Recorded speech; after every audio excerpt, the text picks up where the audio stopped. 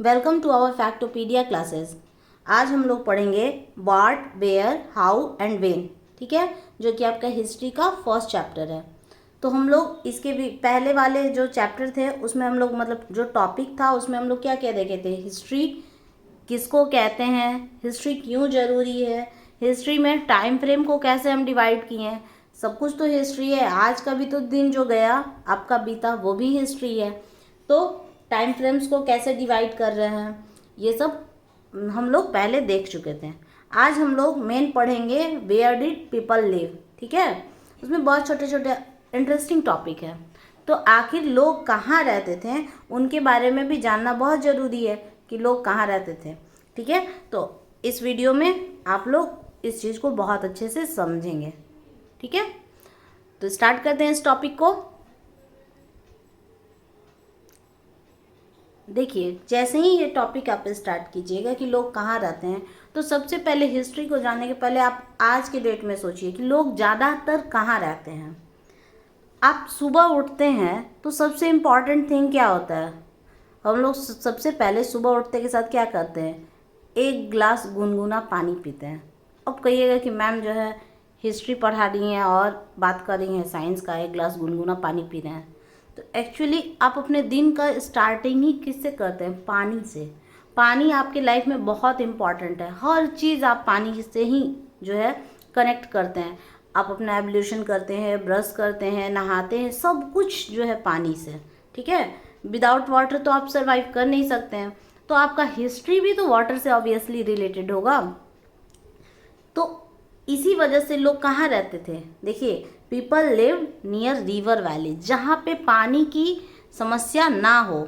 आज भी देखिए कि जहाँ नदी है उसके आसपास ज़्यादातर जो शहर है उसी के आसपास बसा है, ज़्यादातर लोग भी उसी के पास रहते हैं। तो जहाँ भी नदियाँ होती थीं पहले भी ज़माने में क्या होता था, लोग उसी नदियों के आसपास रहते थे, क्योंकि पानी बहुत इम्पोर्टेंट था। हर चीज़ पानी से होता है। पहले भी पानी ज़रूरी है था, आज भी ज़रूरी है। तो इसी की वजह से अपने पूरे जो डेली लाइफ का जो डेली रूटीन है उसको फुलफ़िल करने के लिए लोग रिवर वैलीज़ के किनारे रहते थे। ठीक है, और क्या है, जो नर्मदा नदी है, देखिए नर्मदा नदी का जिक्र किए हैं।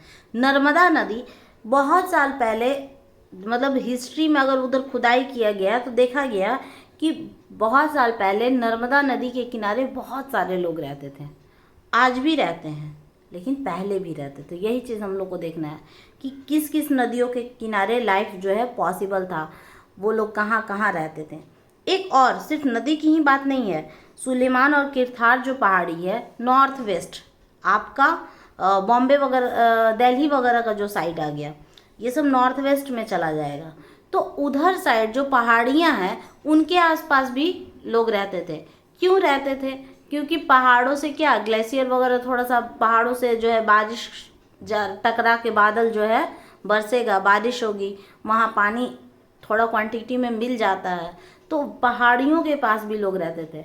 तो ये चीज़ आपको कैसे पता चला कि एक नदी के किनारे रह रहे थे और एक सुलेमान और किरथार हिल्स, मतलब कि पहाड़ों के किनारे भी लोग रहते थे। और भी कहाँ रहते थे इसके बारे में भी जानते हैं। ठीक है, और भी बहुत सारा जगह है जहाँ लोग रहते थे। और कहाँ लोग रहना पसंद करते थे?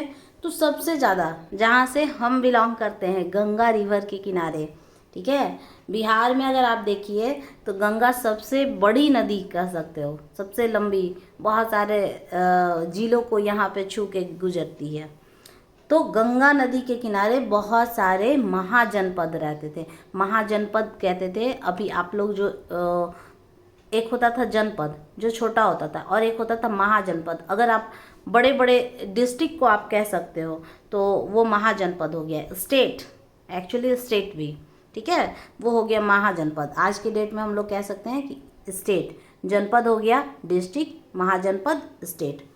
ठीक है, तो बहुत सारे महाजनपद थे, जैसे मगध जो आज जो है जिसको हम लोग बिहार कहते हैं, काशी यूपी, ठीक है, वजी, तो ये सब कहाँ था? गंगा नदी के किनारे। गंगा नदी से ही ये जितने भी हैं, आज भी देखिए काशी में गंगा नदी बहती है, मगध, पटना, ये सब गंगा नदी के किनारे वाला क्षेत्र है।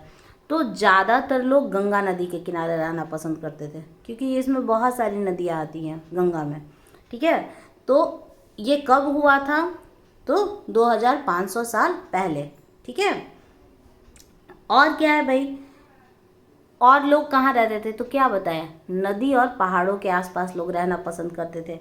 तो हमारा जो हिमालय है, जो कि नेपाल में है, और कुछ पार्ट उसका इंडिया में भी आता है, तो हिमालय का जो पहाड़ है उसके आसपास भी लोग रहते थे, क्योंकि पहाड़ है, बादल टकराएगा, बारिश होगी, बहुत सारे नदियों का उद्गम स्थल आपका पहाड़ होता है। तो नदी, ऑब्वियसली ये पहाड़ है तो आसपास नदी होगा, तो लोग वहाँ भी रहेंगे। और ये एक और काम करता था, जो भी माउंटेन है, आज की डेट में भी देखिए कि इंडिया और चाइना को डिवाइड करता है। नहीं तो पता चलता कि अगर ये पहाड़ नहीं रहता तो इंडिया ठंडा, सबसे ठंडा वाला देश हो जाता, ट्रांस साइबेरियन एयर बिल्कुल आता और इंडिया में भी इंटर कर जाता। तो हिमालय तो हमारे लिए ज़रूरी है ही, हिस्ट्री में भी ये चीज़ इम्पॉर्टेंट है। तो क्या है, हिमालय का जो पहाड़ है वो इंडिया और सेंट्रल एशिया से इसको सेपरेट करता है, एक दूसरे से अलग। एक बैरिकेड आप बनाते हो ना कि ये सेपरेशन है, इस रूम, ये दूसरा रूम, ये तीसरा रूम, तो ये बैरिकेटिंग का काम करता है हमारा कौन सा, हिमालय माउंटेन। क्लियर है?